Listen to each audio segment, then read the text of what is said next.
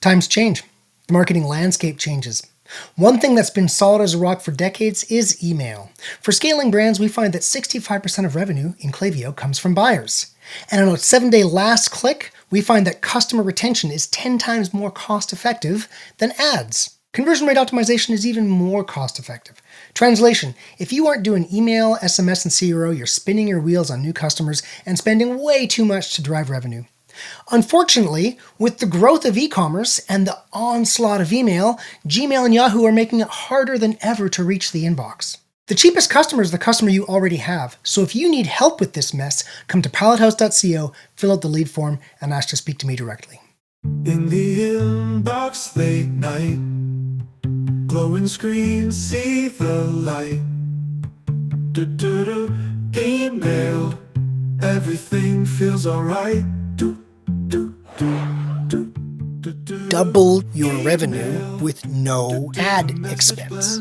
Not enough people are doing this. Instead, spending money on ads, driving expensive traffic to an unoptimized site.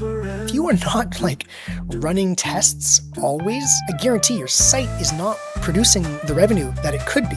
We got people who are aware, we got people who are unaware. We got traffic that's qualified, we got traffic that's unqualified.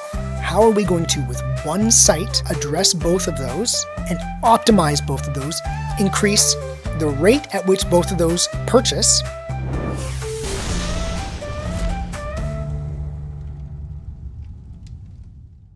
Hey guys, at minute 50 of this podcast, I really drove home the point that I need to stress at the beginning of the podcast. So let me quickly talk about why you would care about this episode. All right. I see a lot of this. People come, I audit them. They've got a site conversion of 0.5%, and very common, average for large kind of scaling, successful 8-figure, 9-figure, whatever e-commerce companies, 2%. Very common, right? And that's with them doing reach advertising. That's with them driving lots of unqualified traffic to the site. We'll talk about qualified and unqualified traffic over the course of this podcast episode. So that's 2. I do a lot of audits where people have 0.5%, 0.68%. If you go from 0.5% conversion rate to 1% conversion rate, which is already half of what's normal, you double your revenue with no ad expense. So if you are out there and you have a low site conversion, this is how you should be driving revenue. You don't drive revenue with advertising. You drive awareness with advertising. Right? The persistent revenue ecosystem, which we talked about in episode 40, you can go back and check it out. What we're going to discuss today is part of that. And so just keep in mind, this is where you drive more revenue, because you don't want expensive revenue. You want cheap revenue. Deal with the organic traffic properly. The organic traffic is the free traffic. Okay, convert that. Use your email list, right? Someone buys, nurture them for years, get them coming back, convert them at a low cost revenue. That's the revenue you want. You want low-cost revenue. Advertising is to make people aware of your brand, right? Don't think of it as a revenue source. Think of it as an awareness source. And then say, okay, well, where can we drive revenue? Oh, let's double our conversion rate, right? From 0.5% to 1%, which is already half of what it should be, and double our site revenue. That's how you want to think about this. That's how the largest companies in the world that I've worked for are always testing and improving their website, because they know that's the cheapest way for them to increase their revenue. So enjoy this very important episode. It's the world's best email and retention podcast, and I'm your host, Jordan Gordon. We are a member of the DTC network of podcasts and the philosophical home of the Pilot House email and customer retention team. If you want to make the sweet nectar of low-cost revenue a large part of your digital ecosystem, then follow us on your favorite podcast app today. This time we're going to talk about site funnels, right? The paths people go through the website and optimizing them.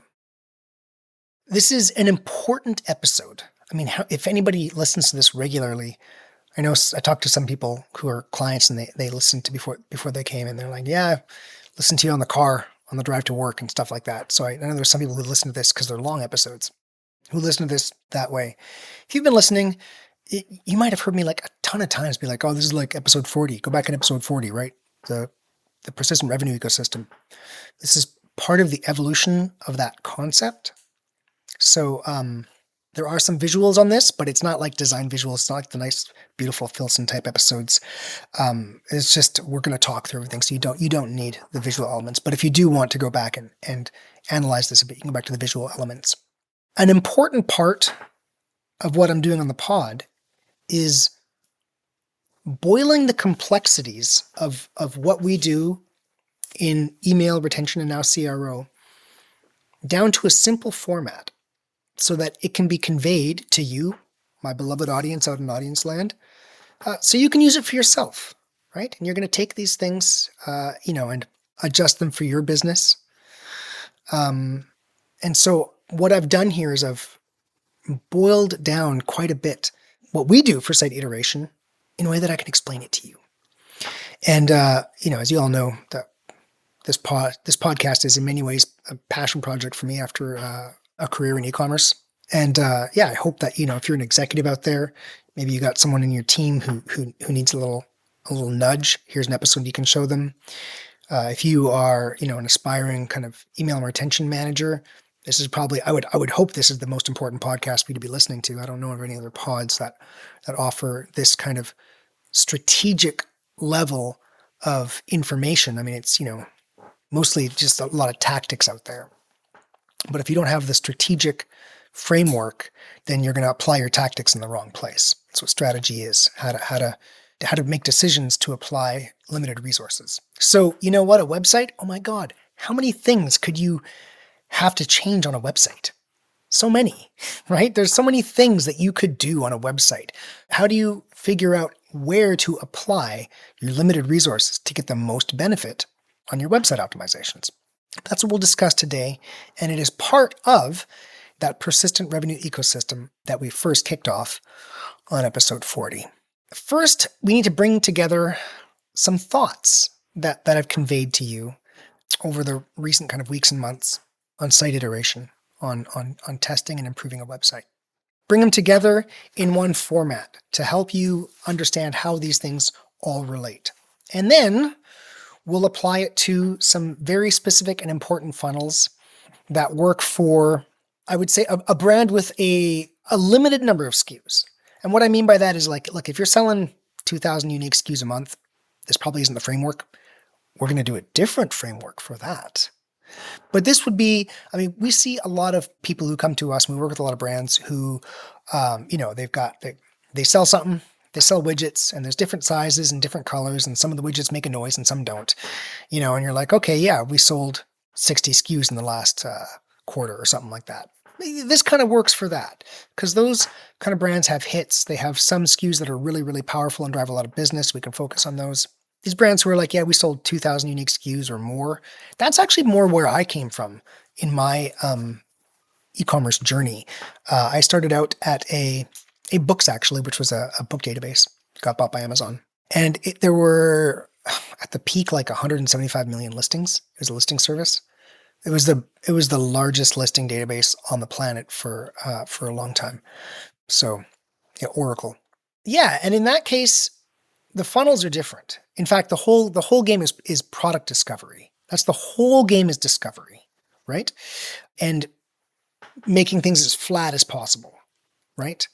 Whereas here we're going to be hierarchical. So we will do a separate talk on that. But if you go back and listen to, I don't know, maybe it's episode 23 or something like that, where we talk about discovery, that'll get you started on how to theoretically think about if you've got let's just say a massive SKU catalog. But let's say you're honestly like a normal Shopify e-com brand today, right? Just what we're seeing today. This is kind of for you. So there is a visual here that you can check out, but not necessary to go to YouTube if you don't want to. Let's talk about a normal funnel, home/blog, which just means content, right? Category, PDP, and cart checkout. Nice 4-step funnel. Everybody thinks that way. Now, of course, in reality, it's actually a circle because people do move back up and they make their way down cyclically. But we want to measure funnels, and there are different ways you can do funnels, by the way. You can measure a funnel where people must go down that exact path, or you can measure a funnel where they have one step at the funnel and they take any number of paths and then they get to finally to the next step and they still stay within the funnel, which allows them to go and check other pages, right? Different kinds of funnels. Here, we're actually talking, I'm thinking about here, and this is a simple model. And so we're thinking about strict. They were on this page, and they go to this page, right? That's how I'm thinking about this. But frankly, if you did it the open way or the broad or loose way, probably still get benefit out of it. So there's our funnel, and whether or not you allow it to be cyclical and have people loop back and loop back down, your choice. And 4 different kind of experiences through the site. And these are a bunch of ideas that we've given. And the thing is, they all kind of link up. They all kind of match because they all tie into a deeper truth about how e-commerce works. So what are these 4 different stages we're going to talk while progressing down this funnel and how they reach different points of this, say, psychological or progression. First is professionalism. Are you a professional site? Second, brand recognition. Do they know who you are, right? Third, our secondary choke point, which we discussed in a recent episode. And fourth, our primary choke point, which we discussed in a recent episode. And we will discuss these right here as well in summary. So just put a pin in that. And so professionalism, brand recognition, secondary choke point, primary choke point. What are these things? What questions are they answering? What objections or what possible drop-off are they preventing? Well, one, the professionalism is this real? And we talked about this 1 through 2 seconds. You got 1 through 2 seconds to convince someone, yeah, this is not some fly-by-night. We're a professional site. And you want page loads fast, error-free. Nice and simple. 2 seconds. If it's more than 2 seconds, they're hitting the back button. And we do see a lot of people who show up that have slow sites. We go through and there's usually some dumb thing running on the site, something that's just popping up here and there. And it's, you ask them, well, is this worth a 20% higher bounce rate? And it's like, no. Well, why is it running? Easiest optimization, pull bad stuff out. It's the easiest. You don't have to build something new. It's like find the garbage, throw it out, easiest optimization. So what is brand recognition? Well, we've discussed this. Every page must do, where am I? What's in it for me? What do you want me to do? I mean, how many times have you heard me say that if you're one of these regular listeners in your car or whatever? Because it just ties into this deep truth, right? 3 through 5 seconds, we want them to figure out, where am I? Are there brand elements?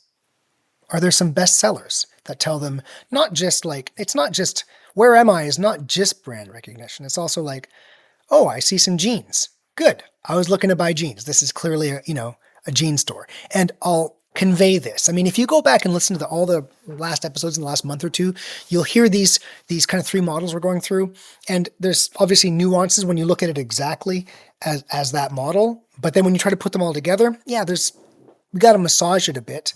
So maybe my wording isn't exactly the same as when I discussed it as a standalone model, but I'll give you an example. I was running an audit for a company and cool company, but you know what? They're not like, a pure play e-com lifestyle brand, right? They're an industrial company. They make an industrial good. So often in those cases, you've got these great profitable products, and you just need a little bit of someone to just nudge them in the right direction when it comes to how to sell that product online.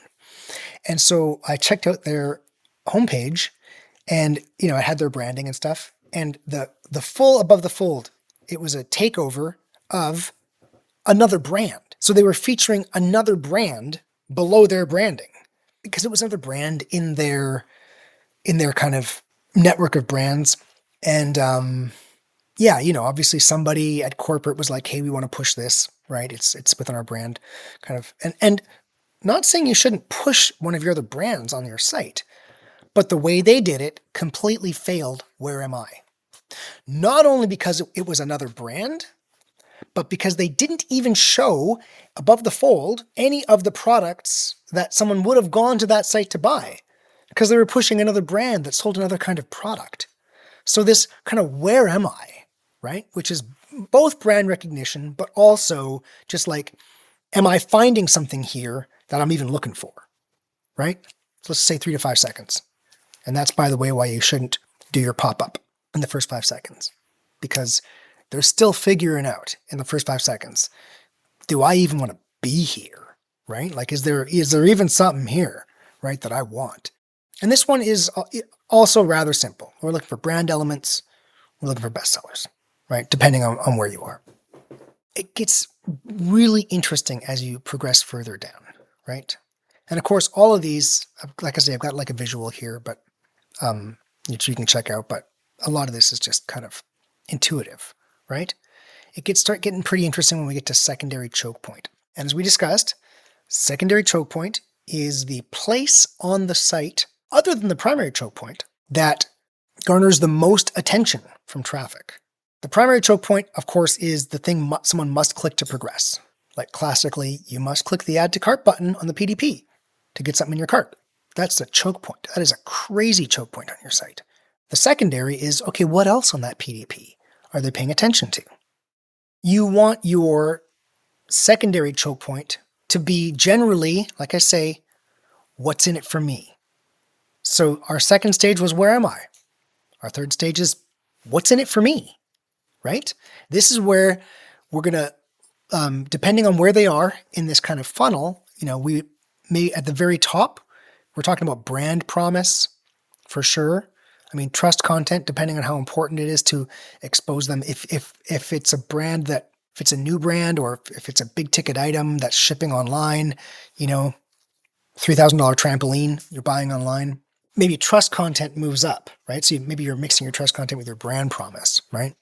It might be site menu, right? Site menu could be the secondary choke point if it's a site where discovery is important. So all these things could be the secondary choke point. As you progress further down, features, right? Let's explain the product, or videos. Let's visually explain the product and explain its benefit. Recommendations. We talked a lot about rebuy before and what rebuy can do. We went through and talked about recommendations on site for American Apparel, Everlane, Urban Outfitters, right? And again, also further down, still more trust content. So maybe it's happening at the very top of the site, the very kind of homepage area. Also, probably happening on PDP when people are really considering their decision. All these things could be the secondary choke point, right? So you want your secondary choke point to be the right one. So you go in and look, and let's say you are a product that requires a lot of search and browse, and you find that kind of your search and browse kind of feature where people are refining their search or refining their browse. You find that that's not even the secondary choke point, but people need to do that. Well, that's a problem. So maybe you just take the current secondary choke point and get rid of it, because clearly it's just distracting your audience. Or maybe the secondary choke point is the right secondary choke point, but you're approaching it wrong. Like we just say trust content. It's like guarantees, warranties, returns, reviews, testimonials, manufacturing, so many different things that you could explain to people to give them the trust, right? If trust content is your secondary choke point, then maybe you just iterate on that trust content. So this is secondary choke point. And how long is this taken? 6 to 15 seconds, right? What's in it for me, right? So we know I've arrived in the right place. Okay, we know that this is what I was looking for. But now, as I inspect a layer deeper for another 10 seconds, it's like 10 seconds, right? You got 10 seconds. And this comes from some in-house research to let them know what's in it for them.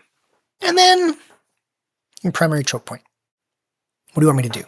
16 to 120 seconds. And this is when you get any kind of conversion. 120 seconds. So the whole thing is 2 minutes? Yeah, 2 minutes. Go look at your average page time. Go to Google Analytics and look how someone's on your page on average. It's probably about 2 seconds. So when you think about it this way, if your average page time is 2 seconds and it's taking someone more than 2 seconds to convert, then your average person can't convert, right? Your average person cannot achieve something useful on your site if they're on your site, if your average page time is less than it takes to make a conversion happen. There's obvious stuff. So you better make it possible for someone to do all this stuff within 2 minutes. Now, I mean, obviously some people will take more time. Obviously many conversions will happen above that average, but you want it to be able to happen within that average. So what are some things you can do? Hey, secondary pop. If they're not ready to purchase within that 2 minutes, do your pop-up again, right? Different tools. I mean, we don't use Klaviyo for this. We love Klaviyo, but we don't use Klaviyo for second pop. I mean, you can do an exit intent, which is quite nice. But you will see that we had Sean from Alia on the site recently to talk about pop-ups, and we're using that tool a lot right now. So a little alpha for you. Go check it out. Go check out the episode. Consider using the tool. Cost a bit, but not a lot. For us, juice definitely is worth the squeeze. Yeah, if they haven't purchased, run a second pop. Try to get their address. You can have a different offer. You can treat the whole thing completely different. But we would like a macro, that's a micro conversion. We'd like a macro conversion, and we'd like them to buy, or some people think that the pop is a macro conversion and just clicking on a button and progressing is a micro conversion, depending on how you think about it. But definitely the primary choke point, right, which is critical for what do you want me to do? Well, on the PDP, we want them to click on the add to cart button. Again, that would be a micro conversion for sure, right? Category page. Okay. We want them to click on one of the top 2 rows of items. You can dynamically create those. You can manually or dynamically create the top 2 rows. Maybe top 1 row. Depends. I mean, obviously it depends on how many products are appearing, on your device and whatever. But point being, top products, right? That on a category page, clicking on one of those top products is the primary choke point. If they don't do that, they cannot progress, right? All they can do is degress. And then on home, well, there's actually some specific buttons we're going to talk about. A bunch of those things that we discussed there are things we've discussed in previous episodes, and I had to bring those together into one unified view to properly convey the next information, right? Which I hope everybody out there will find valuable. This is a way that you can go to your website if you do not have like a crazy number of SKUs, different model for that coming up. If you have a manageable number of SKUs where it makes sense to market SKUs individually. The thing about crazy number of SKUs is it makes no sense to market SKUs individually. So the whole thing is dynamic. Everything must start dynamically when you have a crazy number of SKUs, because I mean, unless you could be a situation where you have one hero SKU that does this crazy amount of your business and then thousands of other SKUs that where you're making money in the long tail. But that's pretty rare. Usually you're a long tail business. If anybody is curious what I mean when I say a long tail business, you can find a book called The Long Tail.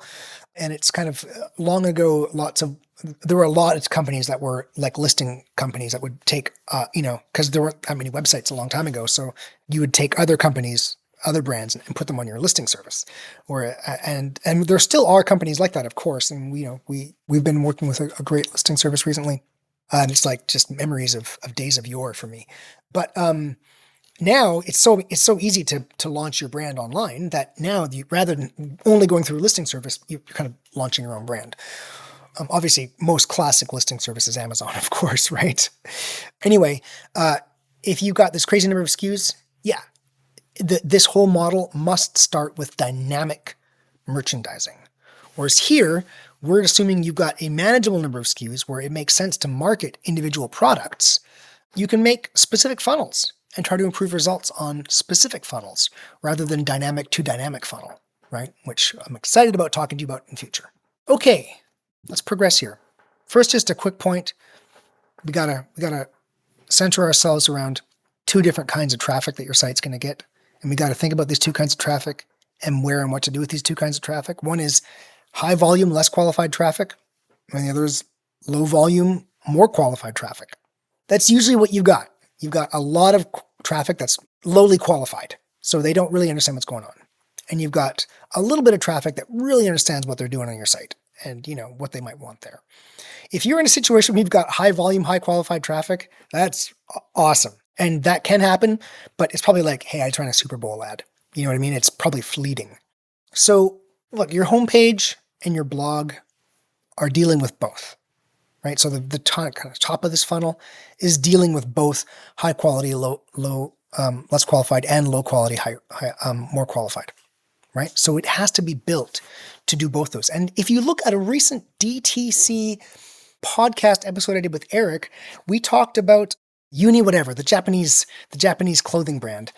And we analyzed their homepage and what they were doing. And it's like, they were doing some interesting stuff. Go back and check that talk. Also, we've had similar discussions when I talked about it similarly when we talked about Urban Outfitters previous episode. You might look at the homepage and be like, why are they doing all this stuff? Well, they realize that they have to deal with the more qualified and the less qualified traffic in one place. That's the mystery of the homepage. That's the riddle of steel within the homepage. Okay, that's why you might use landing pages, right? And we just had Taylor on and had a great talk about landing pages. Our team builds hundreds of landing pages a year. A landing page, you can peel off traffic that otherwise would have gone somewhere like home. Peel off traffic that is, just to use like technical jargon, problem or solution unaware. And then you've got the more qualified traffic, which would be problem or solution aware, right? To just really cut that. I mean, there's actually multiple layers there, but you just cut it into two. Let's just say problem, solution unaware, problem, solution aware. People out there who really work on this, or their heads are on fire being, how can you just put those into only two? Because there's obviously so much psychological, like we even talked about it on Taylor's, the different layers of psychological progression someone has to make to be ready to make that purchase. But often, I can't think of any situation where the progression was landing page to PDP. I'm sure it happens, but like usually you want one landing page to PDP, right? So understanding that, we're going to just cut it into two. So we can just say, hey, we're going to do one landing page. It's to be one of these unaware groups, one landing page, one of these aware groups. And the reason you might have multiple visits, and so you might, okay, we've learned something about them from this visit, from this tracking, so now we'll progress them to another page. The problem solution unaware is probably going to go to a category page, and the problem solution aware is probably going to go to a PDP. I mean, if they are aware of your solution and and kind of think they might need it, you'd send them to the PDP where they can get a bit more information, and that's how you can layer it, right? And kind of progress people psychologically. And if they're not really aware, well, then you're probably going to send them to a category page that shows a whole lot of products, let them self-select, and it's like, hey, let's let them shop, find something that might make sense for them, and drop them on that. And if you are using dynamic software, you can have that category page show products specific to that person's needs. You can also have them show some like a category banner, different, with different imagery that makes sense for that user based on previous visits if they've had them, etc. And make it dynamic and help them self-select the right product for them and learn more through shopping. And then look, if they come back, there's a good chance they're going to end up in your problem solution aware, right? Because they're going to now click on something in your digital ecosystem that someone would only click on if they knew, or they would be more likely to click on if they knew what they wanted. So yeah, category page, let's call it less qualified, PDP more qualified. And then of course, we want to progress this to cart. And by the time people reach cart, they're probably going to have a pretty good idea. Definitely when they reach checkout, they're going to have a pretty good idea that you're what they need. A little bit less on cart. Some people add to cart just to see if they get a coupon. You know what I mean? Okay, here's where it gets exciting for me. I'm sorry it took half an hour to get in here, but that's the nature of this podcast, right? For me to really explain these things, it takes time. Let's talk about 5 funnels. And we'll just go through some examples that I've seen in the audit process, in working with clients. You'd want to use some software to build these funnels. This stuff is not really Shopify native. I'm working on having some people on the pod that run software for kind of site analysis. Super interested in bringing some high quality people on that we use. As always, look, we use these guys. Why wouldn't I tell my beloved audience out in audience land that these are the guys we use? So funnel 1, very simple funnel. Okay. Homepage above the fold to top PDP. Funnel 2, homepage below the fold, to top category, to any PDP. We're starting with a specific product, and if they're not interested in that specific product, we're progressing down to more of a lifestyle and a self-discovery to a category page. This could be reversed. It just depends on the situation. You could start with the lifestyle, right? Drive them to a category page, and then if they kind of aren't interested in it, if they just scroll down, okay, try to get them with a specific best-selling product, and this would just depend on the situation, and you'll feel it in your bones, right? But I'll just say this: I'm talking to a prospect who, 25% of their business is one SKU. Okay, well, let's feature that SKU above the fold with some nice video using the product, and it's simple. Best headline you got, right? A shop button, and that shop button goes to the top PDP. Okay? And then on the top PDP, all the stuff we discussed: features, videos, right? Recommendations, trust content. On the lifestyle one, I say we're going to show more lifestyle stuff, and we're going to deliver the brand promise. So that best headline we were talking about for the main product, we're really talking about it's almost like that product's its own brand because it's such a large part of sales.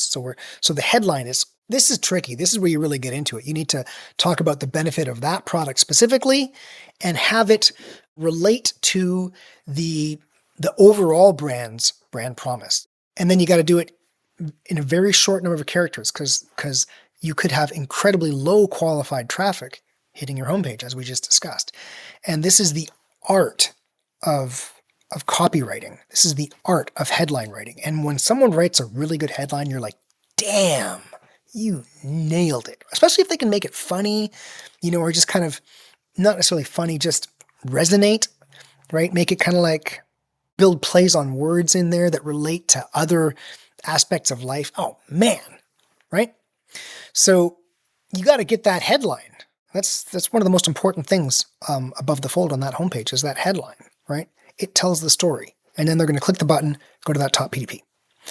If you had the lifestyle kind of content and the brand promise at the top and you're leading to the category page, you have a little bit more freedom, right? Because you can just talk about the brand promise with that headline.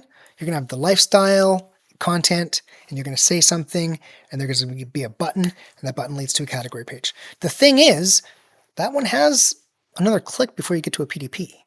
And should we add clicks in the way? Yes, we should. That's what landing pages are. We should obviously add clicks in the way in certain cases to qualify the traffic. But, whenever you add something in the way, the benefit you get out of, in this case, the product discovery has to outweigh the fact that you put a click in the way, and it's very easy to lose 2/3 of your flow every click. That can happen, right? So anyway, that's when you would kind of be thinking here. We're really dealing with simple funnels here. We're boiling this down to as simple as it gets. Okay, are we going to feature our hero product and go to the PDP and have everything above the fold focused on that progression? Or are we going to focus on the brand above the PDP and drive someone to a category page and then let them select from that category page to get to another PDP, right? And it's like, wow, is that boiled down or not? Right? And I see so many sites that are not doing this. And look, this should seem so simple and obvious to you, right? This is what drives results, is having these two amazingly simple click flows. These are the most basic click flows you can possibly have. And if your site isn't doing these two amazingly basic click flows, you're probably not making money. Every time I analyze a brand, I look at their direct traffic conversion rate to see where their direct traffic conversion rate compares to a broad swath of established scaled brands that we have access to their metrics to. And people who aren't doing this, their conversion rates are performing worse than top brands. It's very simple. That was 2 funnels. Third funnel, this is very simple. And you don't need to build a funnel for this. This is Shopify native. It's like from PDP to cart, right? And that's like, how many PDP views do you have? And what's your add to cart rate, right? So, when your first 2 funnels work properly, you should get more top PDP views and you should get a higher add to cart rate.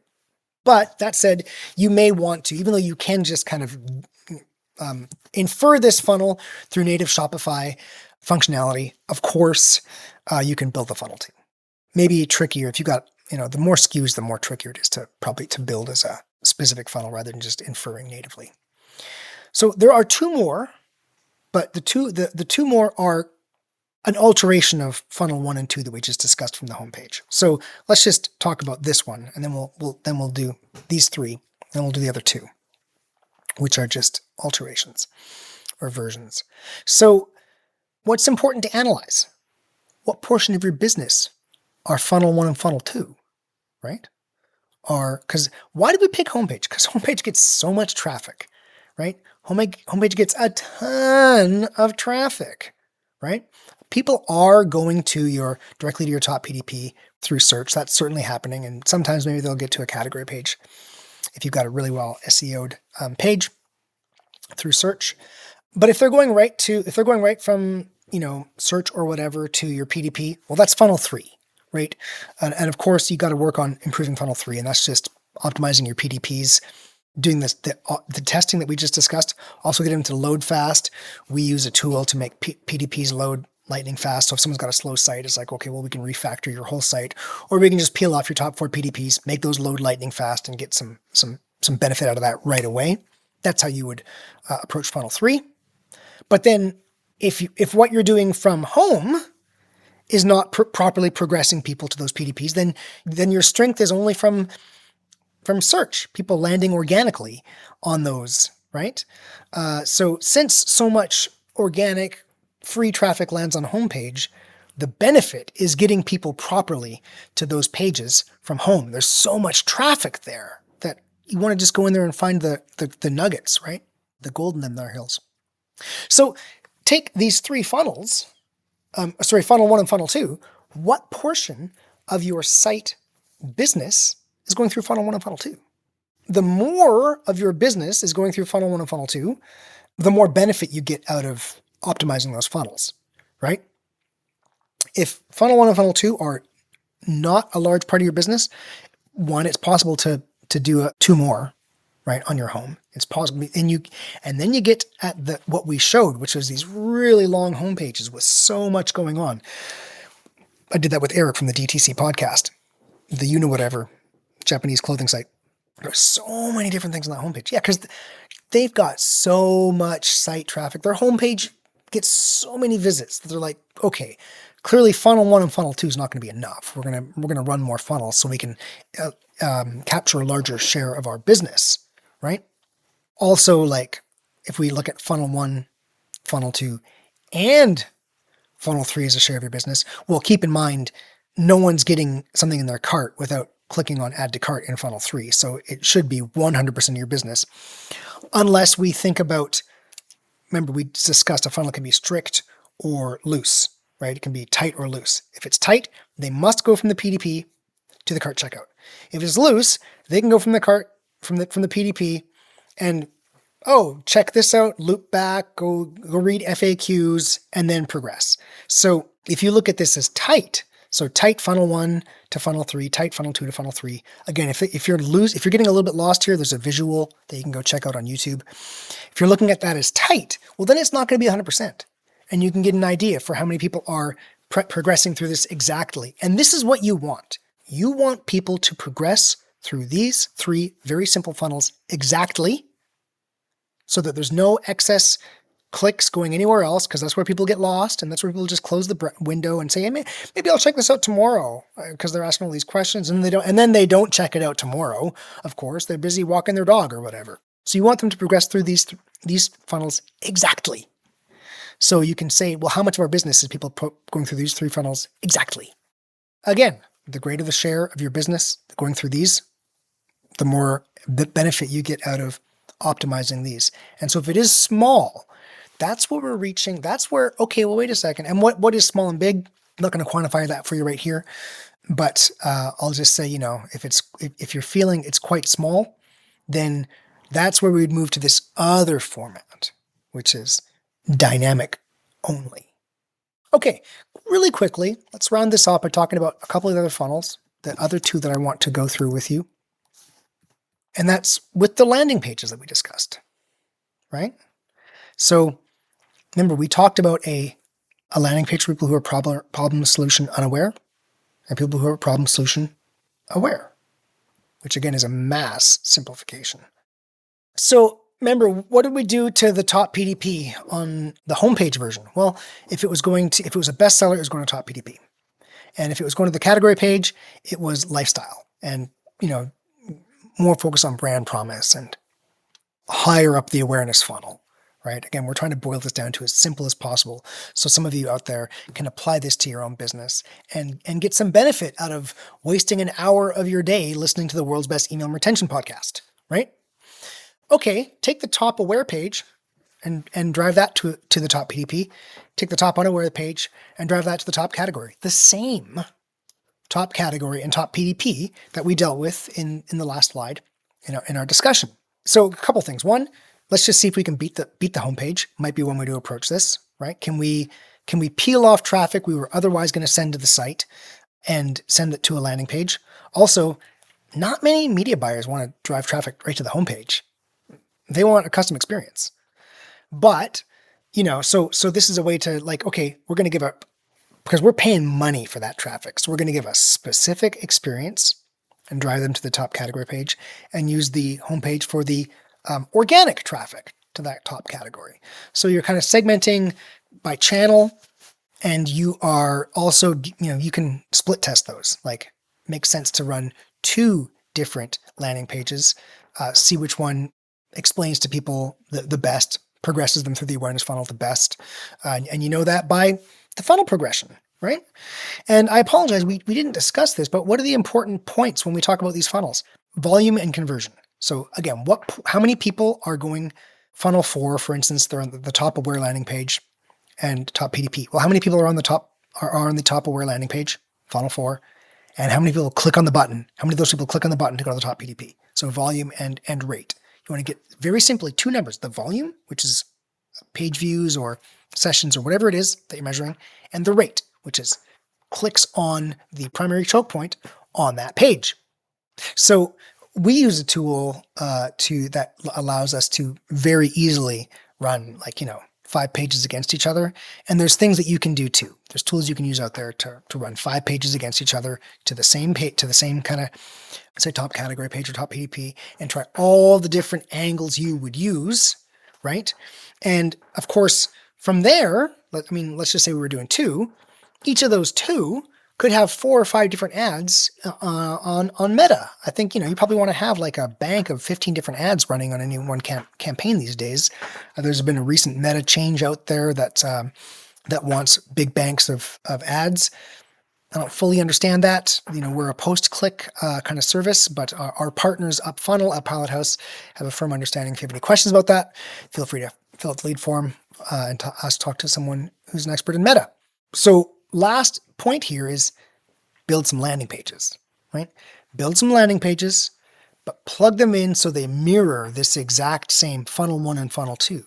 And then what do you have? You actually have still 2 funnels. We've split our business into 2 funnels that largely match the less qualified, more qualified portion of traffic. And so what are we talking about? We're talking about boiling this down to the simplest. So if you go back and listen to this episode again, it's we got people who are aware, we got people who are unaware. We got traffic that's qualified, we got traffic that's unqualified.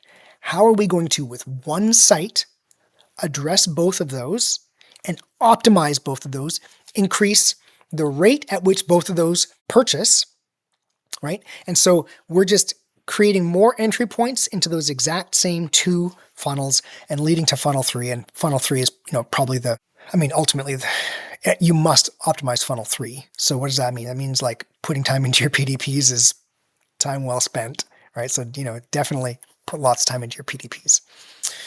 All right. Yeah. Closing thoughts. This obviously fits into the persistent revenue ecosystem, right? Where we've got campaigns, automated emails, and website owning this bottom of funnel post-click and maintaining revenue even if ads are off, right? And we want to be it's low cost revenue. You want to maximize your low cost revenue at all times. There is no large website I ever worked for that wasn't iterating always. They were always running tests. So if you are not like running tests always, I guarantee your site is not producing the revenue that it could be. And when you think about improving your website conversion rate, there's no advertising cost, right? So improve your conversion rate from 2% to 2.5%. That just increases your site revenue by, 25% with no ad cost. 25%, right? I mean, I'll just comment. From what I see, not enough people are doing this. Not enough people in e-commerce are focusing on the stuff that I just discussed with you right now. Instead, spending money on ads and driving expensive traffic to an unoptimized site. I don't want to trash on advertising. Of course, you need new customers. You need new eyes. If you want to change consumers' behavior, you must give them messages that change the way they think about products or their lives. And if you want to grow your brand and make your brand a major consumer brand, you must change consumers' behavior. So yeah, you need advertising, of course. But in my mind, you don't use advertising for revenue. That's just so weird, right? If you want revenue, you use your website for revenue because your website should be getting traffic. It should be getting free traffic, organic traffic, because you've been doing a good job SEOing your site. Hey, you got a good blog, you've got a good YouTube channel, right? That people are going to and going, oh yeah, I'll check this out. And then checking out your site. You're doing all that stuff that you should be doing to build your business. And that is free traffic. You want to drive revenue with free traffic because it's low cost revenue. You got your email list, of course, it's the World's Best Email Retention Podcast. You got your email list, right? And so when someone buys, you're nurturing them for years and having them come back and make those repeat purchases. That's where you make revenue. The Persistent Revenue Ecosystem, episode 40 of the World's Best Email Retention Podcast, is where we talk about how you make revenue. You use advertising for awareness. You use advertising to introduce people to your brand, right? That's what you should be thinking about with the advertising. The stuff we're discussing right here is what you should be thinking about for driving revenue, because like I just said, you improve your conversion rate by from 2% to 2.5%. You're increasing your revenue by 25% with no ad expense. And this is what's more common. I see a lot of this. Website conversion, 0.5%. So many audits I get, 0.5%. It's like, okay, if you get that to 1%, which is already super low, right? I mean, bottom line, established brands that are reaching 2%, very common, right? So if you go from 1%, which is from 0.5% to 1%, and 1% still half what, scaling successful large e-commerce brands are doing, even with reach advertising, pushing reach advertising onto their site, 0.5% to 1% is doubling your revenue. You just doubled your revenue with no ad expense. I mean, geez, I should have said this at the beginning of the episode. Maybe I'm going to squeeze something in there to really drive it home. So this is what you should be doing to drive revenue, right? If you're not doing, and every company I've ever worked for is doing, this is a very boiled down version. Why? So I can convey it to you. So you can take it. You can make it your own. You can drive some results. This podcast is for the good of e-commerce. And if we get we get a couple of clients here and there, it pays for itself and everyone's happy, right? But this is boiled down so that anybody out there with a manageable number of SKUs can take this and start making more money with their website. Okay, entrepreneurs, executive spammers, and webmasters, have fun spamming. In the inbox late night, glowing screen, see the light. Email, everything feels alright.